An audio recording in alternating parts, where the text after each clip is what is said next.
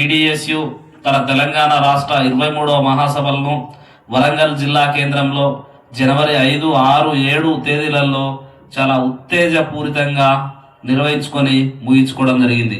ఈ సందర్భంగా జనవరి 5వ తారీఖున వరంగల్ జిల్లాలోని ఏకశీల పార్క్ నుండి university arts and science college వరకు భారీ విద్యార్థి ప్రదర్శన నిర్వహించి అనంతరం బహిరంగ సభ నిర్వహించుకోవడం జరిగింది.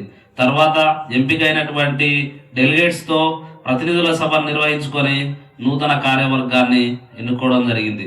నూతన కార్యవర్గం ఏకగ్రీవంగా 32 మందితో ఏకగ్రీవంగా ఎన్నుకోవడం జరిగింది.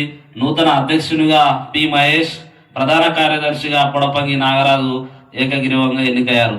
ఈ సందర్భంగా ఈ యొక్క నూతన కార్యవర్గం కొన్ని తీర్మానాలు కూడా ప్రవేశపెట్టడం జరిగింది.